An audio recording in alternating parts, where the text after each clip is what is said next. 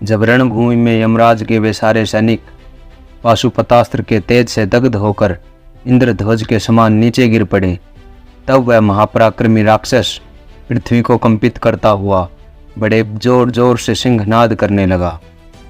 रावण के उस महानाद को सुनकर सूर्यपुत्र भगवान यम ने यह समझ लिया कि शत्रु विजय हुआ और मेरी सेना मारी गई, मेरे योद्धा मारे गए।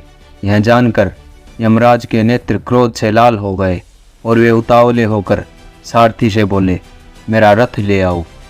तब उनके सारथी ने तत्काल एक दिव्य एवं विशाल रथ वहाँ उपस्थित कर दिया। वह सामने वीत भाव से खड़ा हो गया।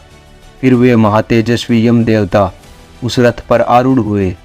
उनके आगे प्रास और मुद्गल हाथ में लिए साक्षात मृत्यु देवता खड़े थे, जो प्रहार रूप से सदा बहने वाले समस्त त्रिभुवन का संहार करते हैं।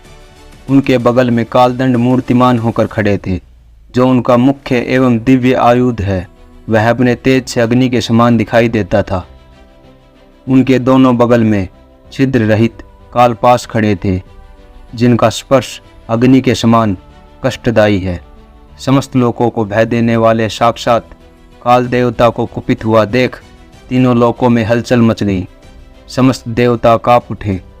तब सारथी ने सुंदर कांति वाले घोड़ों को हाँका और वह रथ भयानक आवाज करता हुआ उस स्थान पर जा पहुंचा जहां राक्षस राज रावण खड़ा था। इंद्र के घोड़ों के समान तेजस्वी और मन के समान शीघ्रगामी उन घोड़ों ने यमराज को क्षण भर में उस स्थान पर पहुंचा दिया जहां वह युद्ध चल रहा था। मृत्यु देवता के साथ वह विकराल रथ आया देख राक्षस राज के सचिव सहसा वहां से भाग खड़े हुए। उनकी शक्ति थोड़ी थी, इसलिए वो भय से पीड़ित हो अपना होश हवास खो बैठे और हम यहाँ युद्ध करने में समर्थ नहीं हैं, यह कहकर भिन्न भिन्न दिशाओं में भाग गए। परंतु समस्त संसार को भयभीत करने वाले विकराल रथ को देखकर भी रावण तनिक भी भयभीत न हुआ। अत्यंत क्रोध में भरे हुए यमराज ने रावण के पास पहुंचकर शक्ति और तोमरों का प्रहार किया तथा रावण के मर्म स्थानों को छेद डाला। तब रावण ने भी संभल कर यमराज के रथ पर बाणों की झड़ी लगा दी, मानो मेघ वर्षा कर रहे हों। तदंतर उसकी विशाल छाती पर सैकड़ों महाशक्तियों की मार पड़ने लगी। वह राक्षस शैलियों के प्रहार से इतना पीड़ित हो चुका था कि यमराज से बदला लेने में समर्थ न हो सका।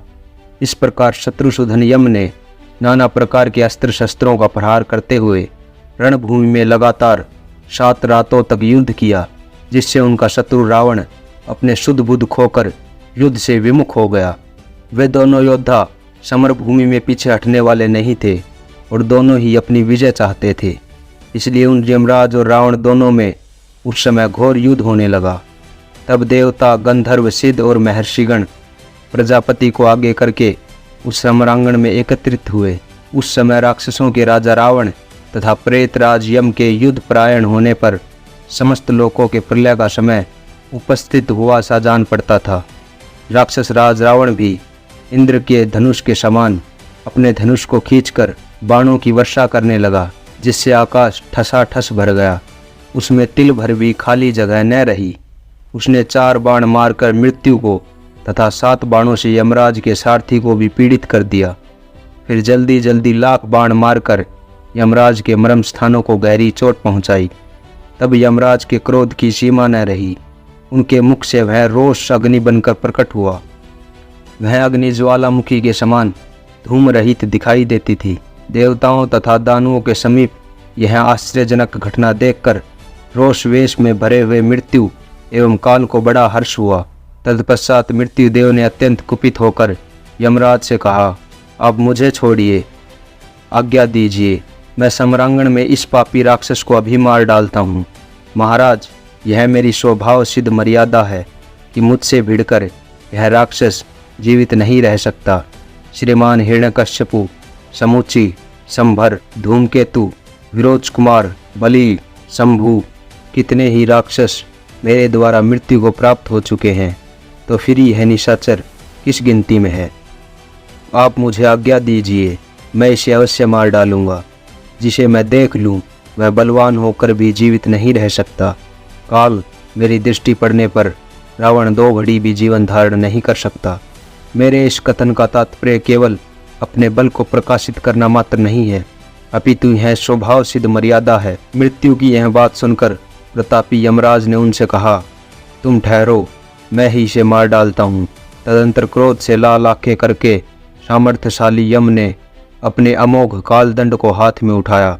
वह कालदंड अग्नि के समान प्रज्वलित हो उठा। वह कालदंड दृष्टि में आने मात्र से प्राणियों के प्राणों का अपहरण कर लेता था। फिर जिससे उसका स्पर्श हो जाए अथवा जिससे उस पर मार की जाए, उस पुरुष के प्राणों का संहार करना उसके लिए कोई बड़ी बात नहीं थी। ज्वालाओं से घिरा हुआ वह कालदंड उस राक्षस को दग्ध सा कर देने के लिए उद्यत था। बलवान यमराज के हाथ में लिया हुआ वह महान आयुध अपने तेज से प्रकाशित हो उठा। उसके उठते ही सम्रांगण में खड़े हुए समस्त सैनिक भयभीत होकर भाग चले। कालदंड उठाए हुए यमराज को देखकर समस्त देवता भी क्षुब्ध हो उठे। यमराज उस कालदंड से रावण पर प्रहार करना ही चाहते थे कि साक्षात पितामह ब्रह्मा वहां आ पहुँचे। उन्होंने दर्शन देकर इस प्रकार कहा, हे अमित पराक्रमी महाबाहु, तुम इस कालदंड से निशाचर रावण का वध न करो। मैंने इसे देवताओं द्वारा न मारा जा सकने का वर दिया है। मेरे मुंह से जो बात निकल चुकी है उसे तुम्हें असत्य नहीं करना चाहिए। जो देवता अथवा मनुष्य मुझे असत्यवादी बना देगा उसे समस्त त्रिभुवन को मिथ्याभाषी बनाने का दोष लगेगा, इसमें संशय नहीं है। यह कालदंड तीनों लोकों के लिए भयंकर तथा रौद्र है। तुम्हारे द्वारा क्रोध पूर्वक छोड़ा जाने पर यह प्रिय और अप्रिय जाने में भेद न करता हुआ सामने पड़ी समस्त प्रजा का संहार कर डालेगा। यह किसी भी प्राणी पर व्यर्थ नहीं होता, इसके प्रहार से सबकी मृत्यु हो जाती है। इस अमित तेजस्वी कालदंड को भी पूर्व काल में मैंने ही बनाया था, अतः शुभ है तुम इसे रावण के मस्तक पर न गिराओ। इसकी मार पड़ने पर कोई एक मुहूर्त भी जीवित नहीं रह सकता। कालदंड पड़ने पर यदि यह राक्षस न मारा गया अथवा मारा भी गया तो दोनों ही दशाओं में मेरी बात असत्य होगी। इसलिए हाथ में उठाए इस कालदंड को तुम लंकापति रावण की ओर से हटा लो। यदि समस्त लोकों पर तुम्हारी दृष्टि है तो आज रावण की रक्षा करके मुझे सत्यवादी बनाओ। ब्रह्मा जी के ऐसा कहने पर धर्मात्मा यमराज ने उत्तर दिया, यदि ऐसी बात है तो लीजिए, मैंने इस कालदंड को हटा लिया। आप हम सब लोगों के प्रभु हैं, अतः आपकी आज्ञा का पालन करना हमारा कर्तव्य है। परंतु वरदान युक्त होने के कारण यदि मेरे द्वारा इस निशाचर का वध नहीं हो सकता तो इस समय इसके साथ युद्ध करके मैं क्या करूँगा। इसलिए अब मैं इसकी दृष्टि से ओझल होता हूँ। ये कहकर यमराज रथ और घोड़ों सहित वहीं अंतर्ध्यान हो